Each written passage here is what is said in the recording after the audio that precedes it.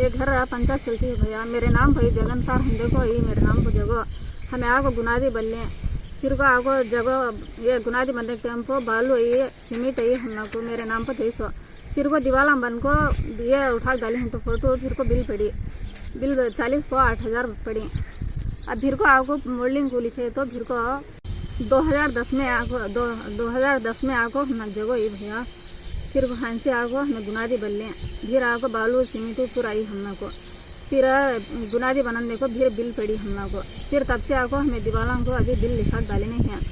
Bill लिखा डालोगे तो उनको कलेक्टर बोले लिखा डाले तो बिल भी पड़ती है तो हमारे नाम पर फिर तब से आगो ना कोर्ट में चलती है पंचायत या फिर ना आगो हरियाणा करने वाले काम कराते हैं घर को।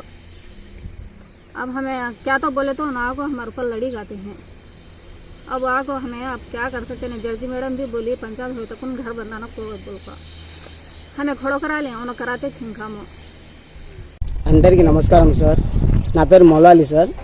నా భార్య పేరు మీద వచ్చి పట్టా వచ్చింది సార్ ఏజీ గార్డెన్లో. ఆయన మున్సిపాలిటీ అని ఆయన వచ్చి మాకు బెదిరిస్తున్నారు సార్. బెదిరించి వచ్చి నా స్థలం నా ఇల్లు వచ్చి నేను గునాది కట్టుకున్నా గోడలు కట్టుకున్నా మొత్తం కట్టుకున్నా సార్. నన్ను నా భార్యని భయపడిస్తున్నారు సార్. భయపడించి వచ్చి మిమ్మల్ని చంపేస్తామంటున్నారు సార్. 40 మందికి వేసుకొని వస్తున్నారు సార్. 40 మంది వస్తున్నారు సార్. మాకు బెదిరిస్తున్నారు. దయచేసి నా స్థలం నాకు ఇప్పియండి, నా ఇల్లు నాకు ఇప్పియండి సార్. నేను వచ్చి గోడలు అవి కట్టుకునేసింటే ఆయన వచ్చి నేను లేనప్పుడు వచ్చి మోలింగ్ కట్టేసినారు సార్. ఆల్రెడీ వచ్చి మేమంతా వచ్చి చచ్చిపోవాలని ఉన్నాం సార్. ఏం చేయలేక మాకు దిక్కు ఎవరు లేరు సార్. అసలుకి నేను ఇంటి బాడికనే కట్టుకోలేను సార్. నేను నా భార్య పిల్లలు ఉన్నాం సార్.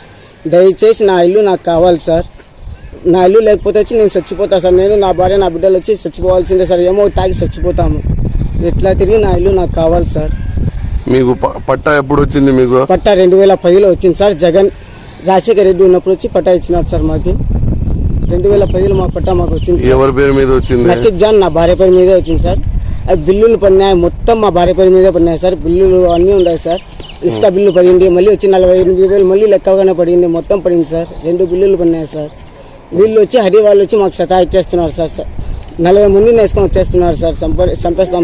ఎందుకు ఎవరు సపోర్ట్ ఉంది వాళ్ళకి? ఎందుకు ఇట్లా చేస్తా ఉన్నారు? వాళ్ళకి ఎవరు మూమెంట్ లేదు సార్. ఆయన ఆ సర్కారికి పోతారు, కోరిసిన సర్కారికి పోయినారు సార్. వాళ్ళు వచ్చి వాళ్ళ సపోర్ట్ చేసుకుని వచ్చి వాళ్ళు చేస్తున్నారు సార్. అట్లా ఆయన కన్నా కోరిసిన సర్కార్ వచ్చి ఏమనడం లేదు సార్. కానీ వీళ్ళు కావాల్సింది వచ్చి ఇది చేస్తూ ఉంటారు సార్. ఈయన వచ్చి మాకు సతాయిస్తున్నారు. వాళ్ళందరూ వచ్చి రాంప్రసాద్ రెడ్డి అన్న కన్నా వచ్చి మీరే కట్టుకోకండి అన్నారు.